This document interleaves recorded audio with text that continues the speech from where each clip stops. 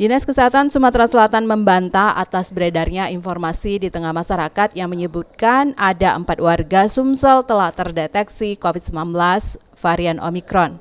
Dinkes Sumsel memastikan berita tersebut hoax karena hingga kini belum ada satupun warga Sumsel terpapar Omikron. Setelah sempat beredar informasi di tengah masyarakat yang menyebutkan terdapat 4 warga Sumsel telah terdeteksi positif COVID-19 varian Omikron, langsung dibantah oleh pihak Dinas Kesehatan Sumsel. Kepala Bidang Pencegahan dan Pengendalian Penyakit Dinas Kesehatan Sumsel, Ferry Yanuar, mengungkapkan hal tersebut hoax dan tidak benar. Bahkan hingga sekarang belum ada satupun warga Sumsel yang positif COVID-19 dengan varian Omikron. Bahkan Gubernur Sumsel Herman Deru menegaskan varian Omikron bisa saja sudah ada di Sumsel, namun belum menempel di warga.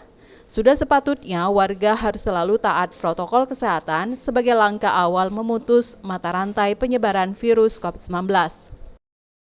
Penyebarannya cepat, namun tidak dampaknya tidak sekeras. Omikron udah masuk belum, Pak? Tidak sekeras varian Delta. Omikron udah masuk belum, Pak? Kuncinya kan cuma satu, prokes, masker lah. Omikron udah masuk nih, Pak? Masuk. Di Sumsel udah masuk? Masuk, cuman mudah-mudahan tidak nempel ke kita, tidak nempel ke masyarakat, masuk dari wilayah. PowerPoint-nya di data itu menyebutkan ada 4 Omikron di Sumsel. Setelah saya cek ke Kementerian Kesehatan, nggak ada. Jadi sampai saat ini, pernyataan dari Kementerian Kesehatan, di Sumsel belum ada transmisi lokal, belum ada kasus Omikron. Baik juga untuk orang Sumsel yang datang dari luar, belum ada. Nah, kemarin muncul lagi, ada laporan 1 kasus Omikron di Sumsel, itu juga belum ada.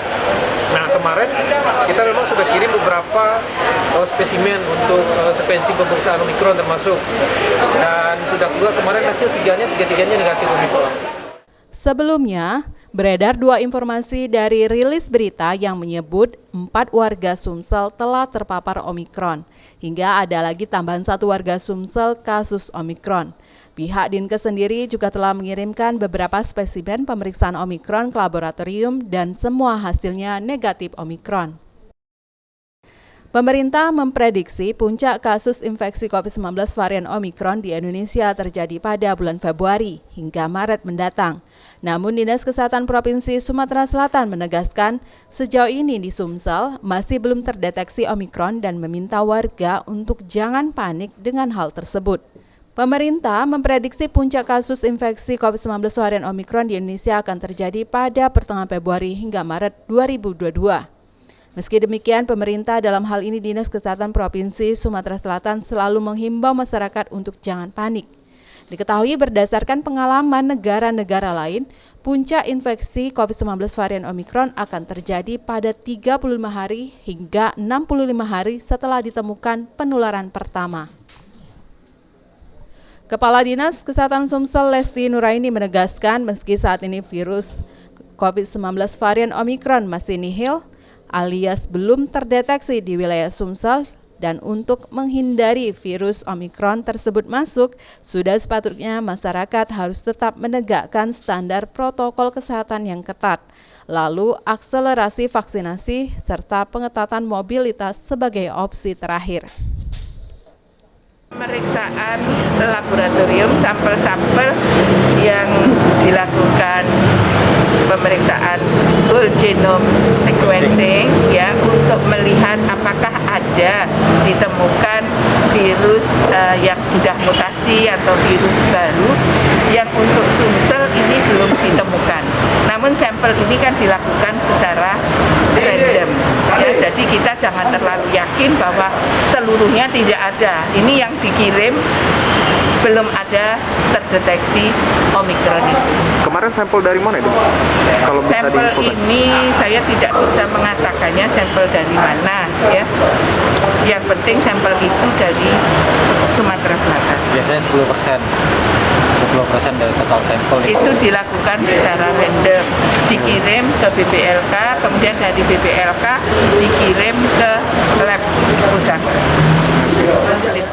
Dari data terbaru Kementerian Kesehatan Republik Indonesia, COVID-19 varian Omikron di Indonesia sejauh ini telah terdeteksi di warga di wilayah Jawa Timur, Bogor, Jawa Barat, Tangerang Selatan, Banten, Bandung, Surabaya, Jakarta, dan Medan, Sumatera Utara.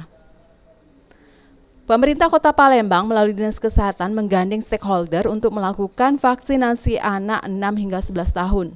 Hal ini dilakukan sebagai upaya percepatan vaksinasi anak untuk mencapai target vaksinasi dengan sasaran 170.000 anak. PLT Kepala Bidang Kesehatan Masyarakat Dr. Mirza Susanti mengungkapkan alokasi vaksin sudah langsung didistribusikan di pelayanan kesehatan seperti rumah sakit, puskesmas, dan klinik untuk mencegah kadaluarsa sebelum 4 minggu. Menurut Mirza, capaian vaksinasi anak di Palembang saat ini sebesar 31%. Dinas Kesehatan Kota Palembang juga memastikan stok vaksin masih aman dan masyarakat diminta untuk tidak khawatir karena stok vaksin masih tercukupi. Ada batasnya atau gimana? Batas apa? Expired. Ya, expired. Oh, saat ini tidak ada yang expired ya. Memang kita sudah jauh-jauh hari memberikan paling tidak 4 minggu sebelumnya vaksin harus habis. Ya. Untuk stok vaksin sendiri gimana Bu? Saat ini mencukupi ya, dan juga kita Kota Palembang fokus dalam pelaksanaan vaksinasi anak 6-11 tahun dengan sasaran sekitar 170.000 anak. Sekarang sudah di angka 31%, jadi hampir 50.000 anak sudah divaksin. Untuk vaksin anak ini dilakukan di sekolah atau gimana? Vaksinasi anak itu boleh dilakukan di sekolah, boleh di fasilitas kesehatan, ataupun di panti-panti asuhan. Selain vaksinasi anak, Dinas Kesehatan Kota Palembang juga fokus untuk mencapai target vaksinasi lansia yang masih kurang 1% lagi agar bisa melaksanakan vaksinasi booster. Dinas Kesehatan Sumsel mendorong pihak terkait termasuk media untuk bekerja sama turut mensosialisasikan serta memberitakan persoalan vaksinasi anak secara benar sehingga tidak menimbulkan kekeliruan di tengah masyarakat. Dari adanya isu hoaks yang masih saja beredar hingga saat ini, vaksinasi COVID-19 untuk anak usia 6 hingga 11 tahun sudah mulai dilaksanakan sejak 14 Desember 2021. Vaksinasi COVID-19 yang boleh diberikan untuk anak usia 6 hingga 11 tahun di Indonesia hanyalah vaksin jenis Sinovac. Meski demikian, sejauh ini masih banyak orang tua yang takut memberikan vaksinasi COVID-19 untuk anak-anak mereka. Kepala Dinas Kesehatan Sumsel Lesti Nuraini mengungkapkan sebagian orang tua yang melarang anaknya divaksin karena mereka memiliki penyakit penyerta atau komorbid. Namun, tak sedikit pula mayoritas orang tua tidak mengizinkan anaknya divaksinasi karena masih memiliki rasa takut akibat dari isu-isu hoaks yang hingga kini masih beredar di masyarakat. Akibat kurangnya sosialisasi, Dinas Kesehatan Sumsel pun selalu mendorong pihak terkait termasuk media untuk bekerja sama turut mensosialisasikan serta memberitakan persoalan vaksinasi secara benar, sehingga tidak menimbulkan kekeliruan di tengah masyarakat. Berdasarkan survei dari sumber Perhimpunan Pendidikan dan Guru P2G beberapa waktu lalu menunjukkan sebesar 23,5% orang tua ragu anak-anaknya divaksin dan 13,2% orang tua tidak setuju terhadap vaksinasi COVID-19 untuk anak. Alasan paling kuat adalah para orang tua khawatir dengan dampak buruk pada anak setelah divaksinasi.